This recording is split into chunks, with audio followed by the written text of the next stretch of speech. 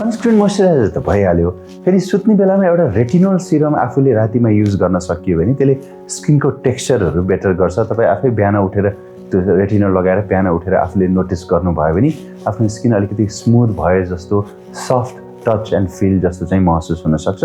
So एउटा मात्र सिरमलाई मेनको लागि युज गर्नलाई के भन्नुहुन्छ त डाक्टर साहब भन्यो भने रेटिनोल युज गर्नुहोस्। तर रिमेम्बर अलिकति ड्राई स्किन भएको पुरुषहरूले चाहिँ रेटिनोलले अझ बढी ड्राई गर्न सक्छ। त्यस्तो अवस्थामा हप्तामा 2 पटक मात्र रेटिनोल युज गर्दा हुन्छ।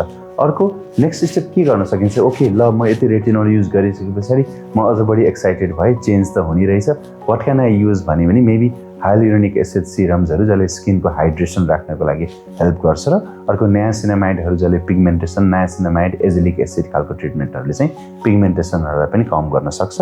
हाउएभर यदि तपाईँको छालामा समस्या छ, डन्डीफोर छ, चाया पोतो छ भने डेफिनेटली डर्मेटोलोजिस्टकोमा भिजिट गर्नलाई चाहिँ हिचकिचाउनु हुँदैन। किनभने यदि हामीले समयमा उपचार गरेन भने यसको ट्रिटमेन्ट पछि डिफिकल्ट हुनसक्छ र झन् डन्डीफोरको दाग अथवा स्कारहरू छ फेरि लाइफ लङ पनि बस्न सक्छ र जसले चाहिँ अलिकति अनुहारमा दाग धब्बाहरू चाहिँ लाइफ लङ रहिराख्न सक्छ। यो त भयो हामीले डेली स्किन केयर गर्ने अथवा डक्टरकोमा भिजिट गरेर।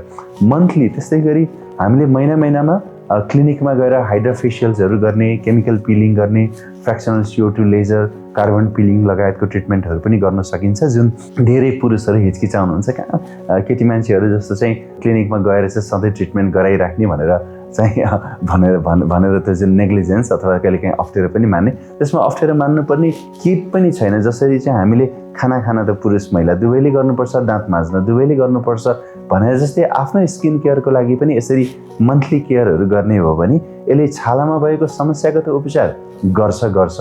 इभन चाउरीपनाहरू, बुढेसकालमा चाउरीपनाहरू आउन पनि यसले चाहिँ अलिकति त्यसलाई चाहिँ डिले गर्छ। Who does not like to look young होइन र? यदि तपाईँ 40-42 हुँदाखेरि 32 को जस्तो देखिन चाहना कसलाई हुँदैन र? तर त्यसको लागि हामीले त्यो 40मा अथवा 42मा पुगेर रहर अथवा इच्छा राखेर हुँदैन कि मेबी हामी अर्ली 20s देखि नै स्किन केयर गर्न थाल्यौँ भने यस्तो खालको रिङ्कल्सहरू, दाग धब्बाहरू आउने चाहिँ कम हुनसक्छ। सो मन्थली हामीले यो खालको केयर गर्न सक्छौँ।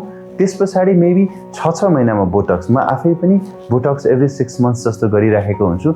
मेनहरूको अझ कतिपयको यो निधार एकदम खुम्च्याउने बानी हुन्छ अनि सोच्दाखेरि अथवा काम गर्दा रिसाउँदा यो जुन फ्राउन लाइन्सहरू, हाँस्दाखेरिको क्रोज फिटहरू हुन्छ, यो जुन एक्सप्रेसन लाइन्सहरूमा चाहिँ खुम्चिँदै गइसके पछाडि पछि पर्मानेन्ट क्रिजेसहरू बस्ने र त्यसले चाहिँ स्किन चाहिँ झन् कोर्स खालको देखिने खालको समस्याहरू हुनसक्छ।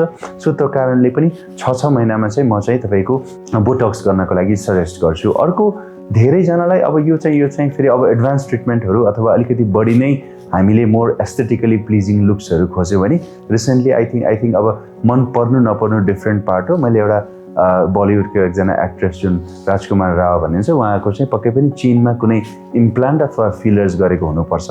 मैले रिसेन्ट चेन्ज हेर्दाखेरि तर मलाई चाहिँ पर्सनली त्यो मन परेको छैन। सो त्यस्तै खालको ट्रिटमेन्टहरू इभन मेनले पनि हामीले चाहिँ फिलर्स गरेर ज लाइनहरू रिसेपिङ, जस्तो चाहिँ फिमेलहरूको अलिकति स्लेन्डर खालको लुक्सहरू राम्रो हुन्छ नि, केटा मान्छेको वेल डिफाइन्ड ज लाइन भएको राम्रो भन्ने गरिन्छ। सो त्यस्तो अवस्थामा हामीले फिलर्सको माध्यमबाट पनि त्यो ज लाइनहरू क्रिएट गर्न सकिन्छ। अर्को भनेको इभन तपाईँको यो फेसहरू चाहिँ उमेरसँगै स्यागिङ हुँदै गएर नेजोलेभियल फोल्ड्सहरू बन्ने, यहाँनिर चाहिँ तपाईँको जाउल्सहरू बन्ने, त्यो अवस्थामा हामीले थ्रेड लिफ्टिङ अथवा फेस लिफ्ट गरेर पनि त्यसलाई तन्काउन सकिन्छ। र अघि मैले फिलर्सकै कुरा गर्दा इभन मेनको पनि अन्डर आईमा चाहिँ सङ्कन आइजहरू भएर डार्क सर्कल्सहरू देखिने भएर त्यसमा फिलर्स गर्न सकिन्छ। म आफै पनि फिलर्स गरिराखेको हुन्छु। I have so many of my male patient जो चाहिँ अन्डर आई डार्क सर्कल्सको लागि फिलर्स गर्न आउनुहुन्छ।